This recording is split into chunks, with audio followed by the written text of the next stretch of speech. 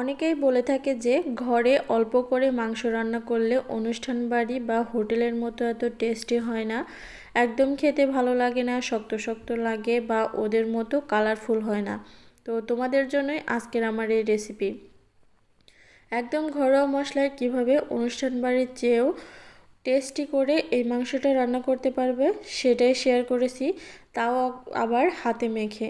আজকে আমি এই মাংসটা হাতে মেখেই রান্না করব। তো এখানে প্রায় 1 কেজি গরুর মাংস নিয়ে নিয়েছি, আর এর মধ্যে দিয়ে দিচ্ছি হাফ কাপ রসুন, আর দিয়ে দিব 1 কাপ পেঁয়াজ কুচি।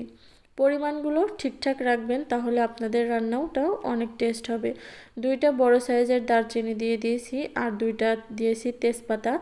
এখানে 1 টেবিল চামচ দিয়ে দিয়েছি আদা রসুন বাটা, আর দিয়ে দিচ্ছি 1 চা চামচ ভর্তি করে এলাচ বাটা, 1 টেবিল চামচ দিয়েছি জিরে বাটা, আর এখন দিয়ে দিচ্ছি প্রায় 1.5 টেবিল চামচের মতো মরিচ বাটা।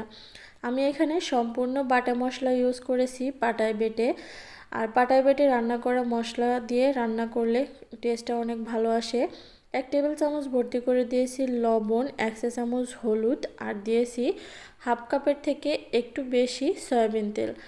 এখন ভালো করে হাত দিয়ে মেখে নেব। মাখানোটা অবশ্যই জরুরি, অবশ্যই 3 থেকে 4 মিনিট হাতে সময় নিয়ে ভালো করে মেখে নেবেন। যেহেতু এই মাংসটা কষিয়ে রান্না করছি না, তাই হাত দিয়েই ভালো করে ম্যারিনেশন করে রাখবেন। আপনারা চাইলে এই মাংসটা 10 মিনিট বা 20 মিনিট ম্যারিনেশন করে রেখে দিতে পারেন। তো আমি ম্যারিনেশন করে রাখবো না, আমি সাথে সাথেই রান্না করব। এভাবে যদি আপনারা রান্না করেন, আপনাদের মাংসও কিন্তু অনুষ্ঠান বাড়ির চেয়ে বেশি দুর্দান্ত স্বাদের হবে। তো এখানে হাতটা ধুয়ে আমি একটু পানি দিয়ে দিচ্ছি, প্রায় হাফ কাপের মতো। বেশি পরিমাণে পানি কিন্তু এখানে ব্যবহার করা যাবে না। এমনিতেই মাংস থেকে অনেকটা পানি বের হবে, সেই পানিতেই কিন্তু মাংসটা কষানো হয়ে যাবে। এখন ঢাকনা দিয়ে ঢেকে আমি চুলায় তুলে দিয়েছি মাংসটা, আর মিডিয়াম টু হাই হিটে রেখে এখন মাংসটা রান্না করে নিতে হবে। অবশ্যই চুলার আঁচটা কিন্তু এখানে জরুরি, লো হিটে বা মিডিয়াম হিটে রেখে এই মাংসটা রান্না করতে যাবেন না, মিডিয়াম টু হাই হিটে রেখে রান্না করবেন। তো মাঝে মাঝে এভাবে নেড়েচেড়ে দিয়ে ভালো করে মাংসটাকে কষিয়ে নেবেন। আবারও ঢাকনা দিয়ে ঢেকে রেখে দিচ্ছি। এ পর্যায়ে এসে দেখবেন মাংসটা কষানো হয়ে গেছে। তো একদম পানি শুকিয়ে গেছে আর তেল ছেড়ে দিয়েছে। তো আমার মাংসটা কষানো হয়ে গেছে। আমি আগে থেকেই ওয়াটার হিটারে পানি গরম বসিয়ে দিয়েছিলাম, সেই পানিটা এখানে দিয়ে দিচ্ছি। অবশ্যই কিন্তু গরম পানিটাই ব্যবহার করবেন। এখানে যদি আপনারা ঠান্ডা পানি ব্যবহার করেন, তাহলে মাংসটা অনেকটা শক্ত হয়ে যায়, সিদ্ধ হতে অনেকটা টাইম লেগে যায়। অবশ্যই গরম পানিটাই ব্যবহার করবেন।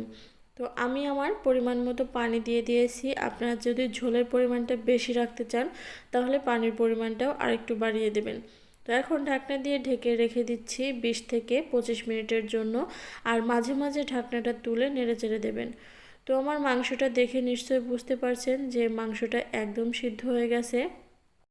মাঝে মাঝেই এভাবে ঢাকনাটা তুলে একটু নেড়েচেড়ে দিতে হবে।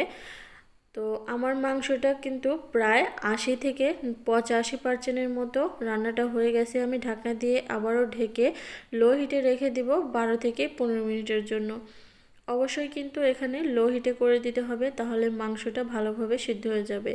এখন উপর থেকে কিছু গরম মশলার গুঁড়ো ছিটিয়ে দিয়েছি। তো মাংসটা আমার একদম পারফেক্ট আছে, আমি এতটুকু ঝোল রেখে দেব। আপনারা চাইলে ঝোলের পরিমাণটা আরেকটু কমিয়েও নিতে পারেন। এভাবে হাতে মেখেও মাংস রান্না করে যে এত টেস্টি হয়, আপনারা বাসায় না বানালে বুঝতে পারবেন না। এভাবে সম্পূর্ণ টিপস ফলো করে মাংসটা রান্না করে দেখবেন, আপনাদের মাংসটাও পারফেক্ট অনুষ্ঠান বাড়ির মতো বা হোটেলের মতোই টেস্টি হবে। তো এখন আমি গরম গরম সার্ভ করে দিচ্ছি। তো আমার আজকের এই সহজ এবং সিম্পল ঘরোয়া মশলায় রান্না করার রেসিপিটা আপনাদের কাছে কেমন লেগেছে অবশ্যই কিন্তু কমেন্টে জানিয়ে দেবেন। ভালো লাগলে লাইক, কমেন্ট এবং বেশি বেশি করে শেয়ার করে দেবেন, আর আমার চ্যানেলটা সাবস্ক্রাইব করে পাশে থাকা বেল বাটনটা অন করে দেবেন। তাহলে পরবর্তীতে যখনই কোনো রেসিপি আপলোড করব, নোটিফিকেশন আপনাদের কাছে পৌঁছে যাবে। আমি সব সময় চেষ্টা করি কঠিন কঠিন রান্না সহজ করে তুলে ধরার। তো আজকের মতো এখানে বিদায় নিচ্ছি। সবাই ভালো থাকবেন। আল্লাহ হাফেজ।